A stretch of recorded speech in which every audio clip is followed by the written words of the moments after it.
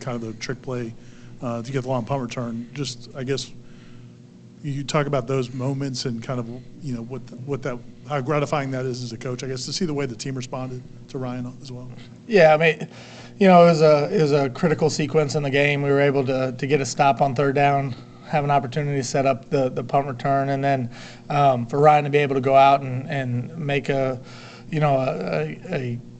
big kick in a big moment, you know, at the end of the half, I thought was great for him. And then to see the team's response was really good. You know, so there's a lot of guys in that locker room that are pulling for him, that want to see him do well, that empathize with the struggles that he's had. And, you know, I think that speaks volumes of what this team is all about. You know, because this isn't a group that points fingers or lays blame. It's one that comes together, and that's what, you know, we hope to continue to have as we move forward through the season. So, John, when you called that fake punt deep in your own territory, with Alex on that play, obviously you didn't call that. That wasn't a call. Did he think he could make it? Was after he got free, did he think he could make it and then realize, oh, wait, it's 4th and 17 or whatever it was? Like, I guess, what did he tell you about after that play? Because it ended up being his best punt of the night if it would have counted, if he'd have been a yard backwards. Sure. You know, I think there was probably a little bit of overthinking and maybe over communicating. If you look back at that play, you know, it was the first play of the fourth quarter. So we were able to kind of have that third quarter to fourth quarter transitional time and sequence of a game there. We're up 4, we're backed up. It's 4th and really long. NC State's, you know, their MO is to be aggressive on the punt block unit. So we kind of talked through what the block scenarios were that we would see. And, you know, it ended up being a return setup. But there, just by the way that in which they align, there would be one free guy off the edge that with operation and just scheme, that's going to be how it goes. And I think it spooked him a little bit. You know, the guy wasn't really going to be in position to block the kick, but I do think he felt it, and it spooked him a little bit. So he pulled the ball down. Now his reactions after that was all just kind of instinct, I guess, to take off and run. And then when we talked about it yesterday, he just didn't feel like he could get all the way there. Didn't realize or think that he had crossed the line of scrimmage and went ahead and attempted the punt. Obviously, you know, a critical play in the game, and one certainly that we'd like to have back. But, you know, it was one of those things where I think he was trying to operate with the right intentions and just kind of lost track of where he was on the field. But we can certainly learn from. Brendan? On the punt return before halftime, saw you guys practicing it during the week. Was it something, I guess, two-part question. One, was it something that NC State had shown previously to make you guys think that you could set that up? And then two, just how well executed was that play?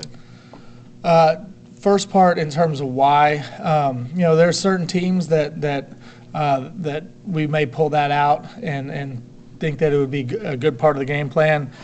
This particular week, it fit. NC State's a directional punt team, and sometimes they struggle in terms of where the ball placement is. So we thought, because when a ball is kind of all over the place, the ends and guys running down the cover, the guy that we call the adjuster in the slot, they'll go to the returner. And we thought we would be able to influence their guys because of a little bit of ball placement inconsistency. And in terms of execution, it was phenomenal. A lot of things had to happen correct on that play, and we had to get lucky in some regard. The ball had to be kicked over to the numbers where Pokey was. I mean, that was a big part of it. So the kick placement, set up, the fact that the ball was on the correct hash that we wanted to run it off of. I mean, there's a lot of things that had to kind of fall in line for us to be able to do it. But I thought the guys did a phenomenal job in terms of execution, all the details of it. You know, things that are going to go unnoticed. You know, just from you know, a TV copy, but you know, Azaria influencing the inside release of the guy that he was blocking. Micah Pittman doing a great job of selling it inside. Sidney Williams, Brendan Gant, Malik McLean, LT. I mean, all did a phenomenal job in terms of holding their blocks and making good decisions to not peel back and block somebody behind the play. I mean, all of it kind of fit, and it set up, a score right before half, which was a huge momentum play for us. And it was one of those things that all the preparation, the guys did a great job of executing in terms of the details, because we got the right play in the right situation at the right moment for it to happen.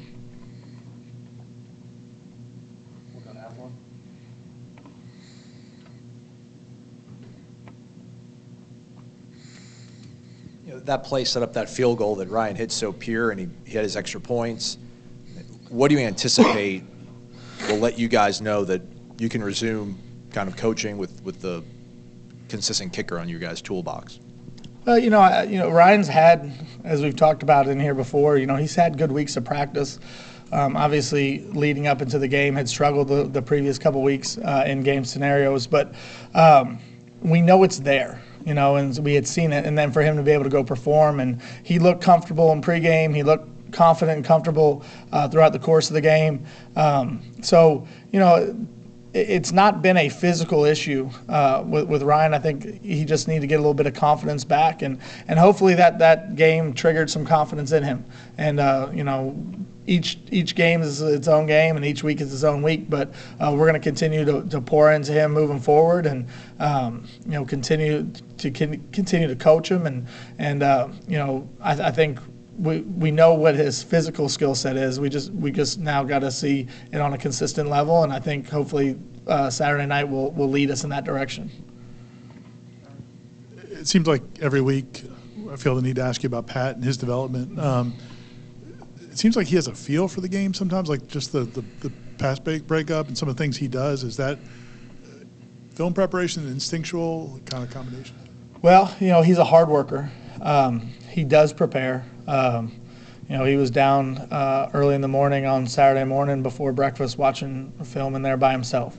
So there's a lot of things that he does in terms of work ethic that prepares him for the moment.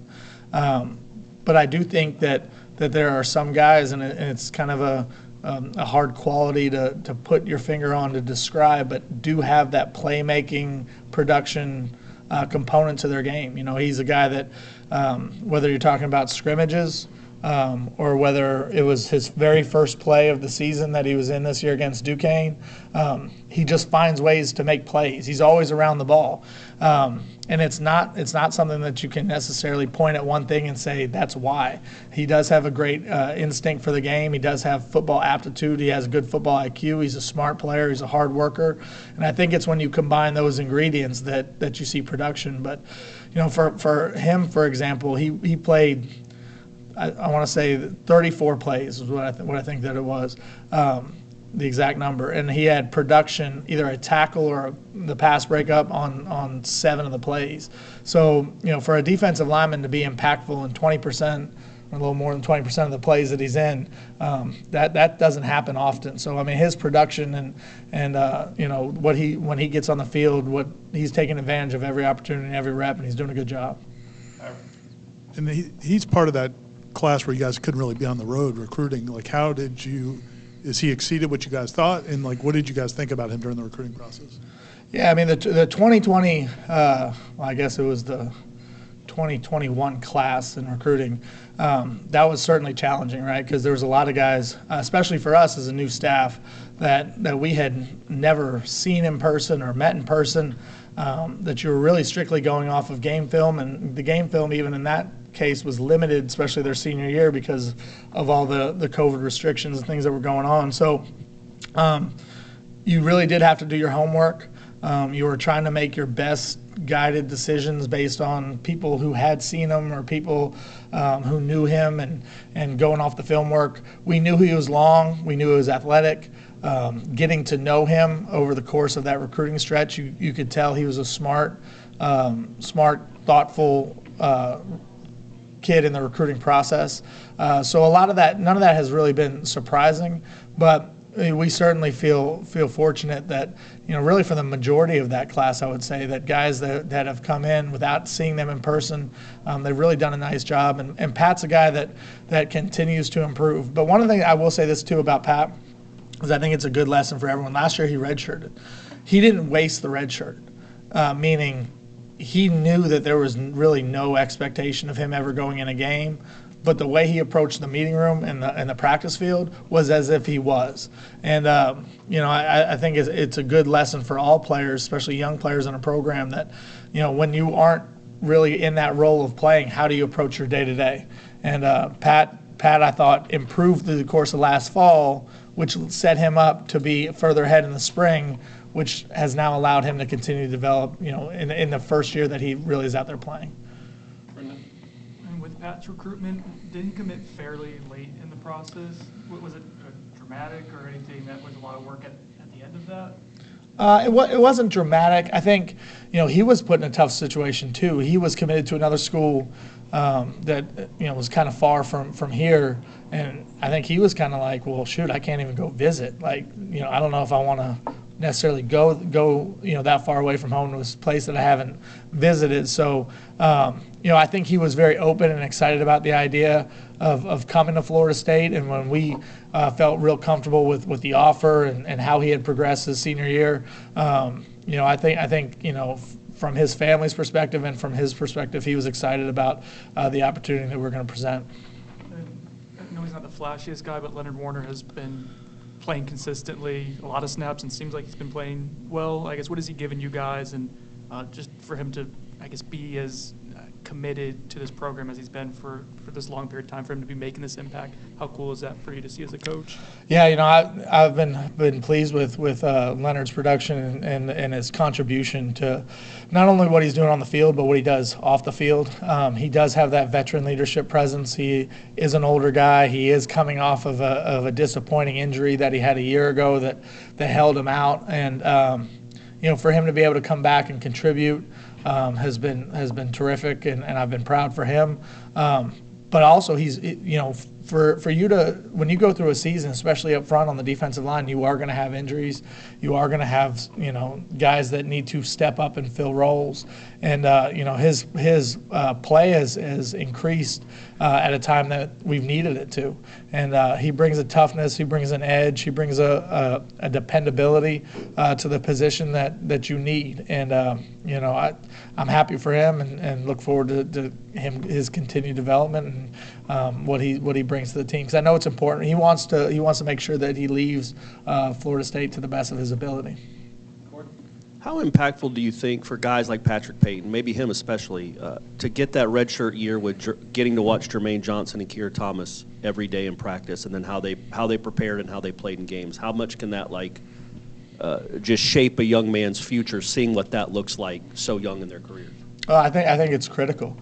I think when you do have veteran guys that have good work ethic, that are obviously talented players, for you to have the opportunity kind of to observe them and see how they go about their day-to-day and take the good things that they do and try to emulate them, and maybe even some of the things that you look at that you don't like and say, when I'm in that position, this is how I'm going to do it.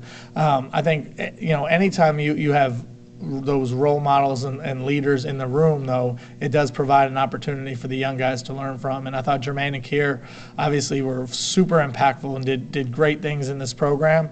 And for Pat to have the opportunity to emulate that and to learn from those guys, I think can't be underestimated. I think that was important. And those guys also, let me say this about Jermaine and Keir, they invested back into the young guys. If you watch them at practice, they were trying to leave a mark and kind of leave an impression on Florida State. And they would coach those guys in pass rush or in drill work. They would try to help them become better players, which I think says a lot about who they were as well. What kind of challenges does DJ present in terms of getting after him, but also not letting him make plays with his leg?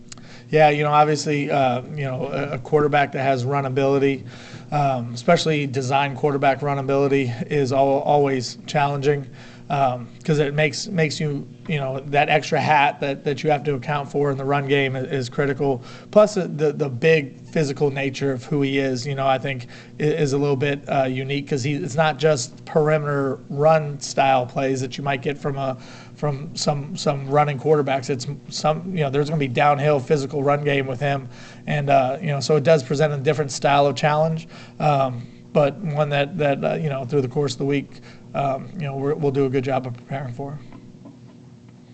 All right, Ira, last last question.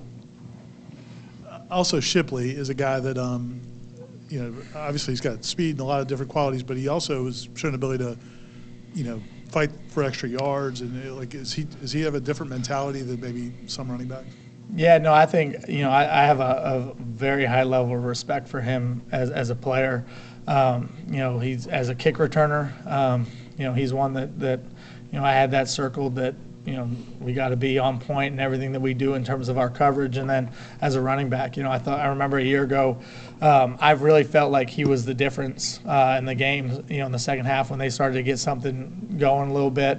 I thought he was the one that kind of was the catalyst of some of those big plays. And, like I said, I have a high level of respect for him as a player and the way he plays the game. And we certainly are going to have a challenge in the run game, but it's one that I think our guys will be excited about, facing that challenge. Okay. Thanks, guys. Thank you, guys.